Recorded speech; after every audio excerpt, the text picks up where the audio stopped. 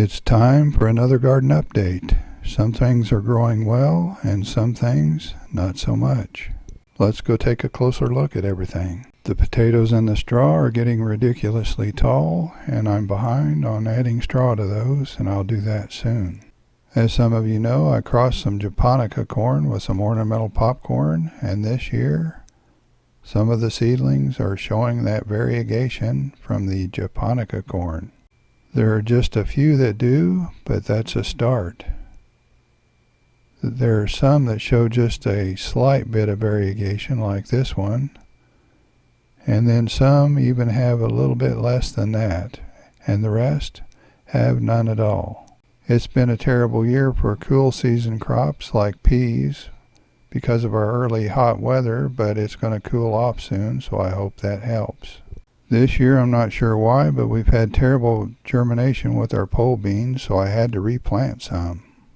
And they're just now starting to come up. Last year we planted 5 different types of pole beans, and they did very well.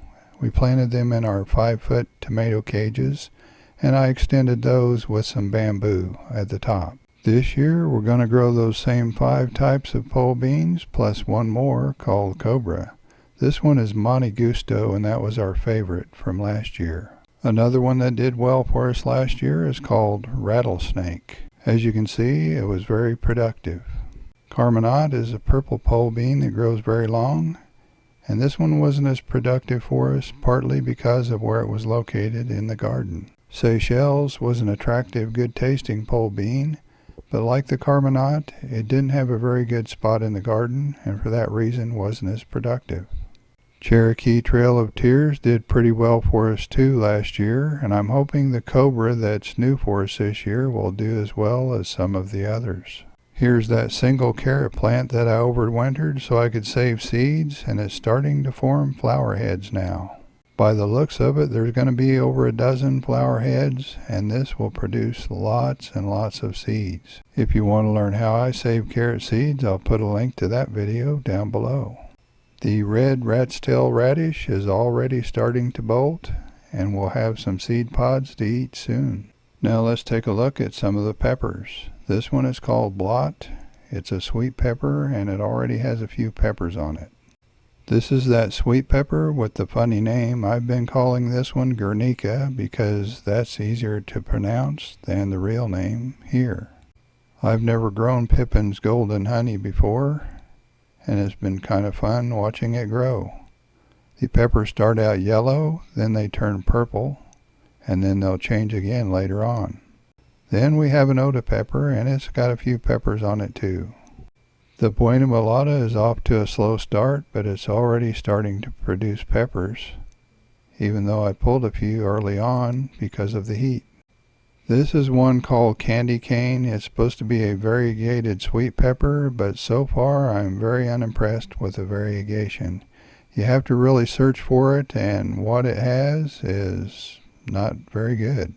I doubt if I'll grow this one again unless the peppers taste really good. Jimmy Nardello is one that we really like, and it's already got quite a few peppers on it and still producing more. The Ají Dulce, or the cachucha pepper, is off to a slow start, but I think it's going to catch up later. All of the tomato plants in the main garden are doing very well so far, and they all have little flower buds starting to form. Altogether, we're growing 13 different types of tomatoes. Most of them are dwarf tomatoes from the Dwarf Tomato Project. Over by the onions, along with the rest of the weeds, we have some cleome or spider flower growing. I'll probably let a couple of those grow. The sweet potatoes and the straw bales really haven't grown that much yet, but that will change soon. We're growing 2 different kinds of cucumbers this year. One is called Japanese Long. We grew that one last year, and it's our new favorite cucumber, which used to be Market More 76. The second cucumber we're growing for the first time. It's called China Jade. I still haven't thinned the carrots yet, and they're starting to grow pretty well. We're growing 10 different types this year, most of which we've grown before. We have plans for some of this lettuce when we do the thinning in a day or two. We're growing 5 different types. Just beyond the lettuce, we have some zinnias growing, and I usually grow a few of those every year. I don't know how the garlic bulbs are going to do, but the tops are doing pretty well so far. One of our sunflowers was a very dark red color last year. I saved seeds from that one flower, and I planted a whole row of them. The fennel is about 3 feet tall now, and I see no signs of any butterfly eggs on it yet. Last year it dropped a lot of seeds, and now I have a little fennel forest growing amongst the weeds. The herbs that I have growing in the 5-gallon grow bags are doing very well, and I thinned those out after I shot this clip. The parsley, cilantro, and basil came up very thick. Sometimes if you thin at the right time, you can use those thinnings fresh. And there's nothing like the smell of fresh herbs, especially basil and cilantro for me. I was looking at the F4 black pearl hybrids that I saved, and the upright version has a pepper on it. These two plants are really starting to perk up, and I think they're going to look really good in a couple of months. Just behind those in 10-gallon grow bags, I have a banana toast tomato and a long purple eggplant. They're both doing very well. Then we have 6 bags with potatoes in them. We're growing Purple Majesty, Red Pontiac, and Kennebec. Then beyond the herbs that you've already seen are some of my pepper projects. It's going to be exciting to see how these F5 black pearl hybrids do. This bag has 4 of the upright version, and those are looking very good, as well as the 4 behind them. And then right next to those are the F5s that hang down rather than stick up, and another bag of 4 of those. And then one that I'm really excited about are the Oda F2 crosses. A couple of those are much darker than I expected them to be. The Musabastu banana plants are off to a very good start, and they're over 8 feet tall now. I think this is probably the tallest they've been at this point in the season. The Musa velutina I see no signs of yet, and it would be sad if they didn't make it through the winter. It would be the first time in several years that they haven't. If they don't make it, I'm not sure why, because they made it one year when we got 17 below zero Fahrenheit. The yacon that I planted by the bananas last year made it through the winter just fine and is starting to grow. The sugar tip rose of Sharon is looking very good, and that should be something to see when it blooms. In the side yard we have our variegated tomatoes. The first one is Pico's Pride.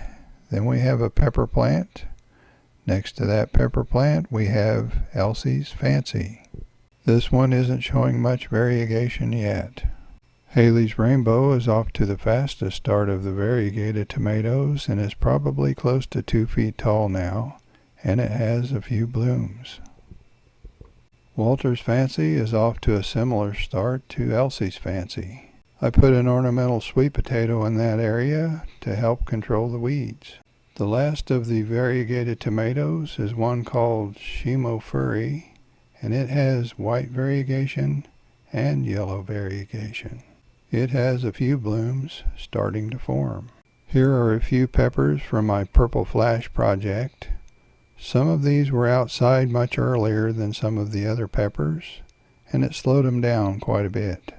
A couple of these have a very interesting mottled appearance that allows the green to show through the purple. I'm really hoping it's genetic. The Shishito pepper plant in this 10-gallon grow bag is doing very well and has quite a few peppers on it already. Right next to the Shishito is an albino bullnose. This is a melon we grew last year, and we liked it well enough that we're growing it again this year.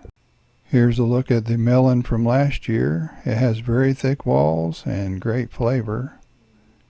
And if you're a seed saver, it also has plenty of seeds in the middle. If you want to see that video, I'll put a link down below.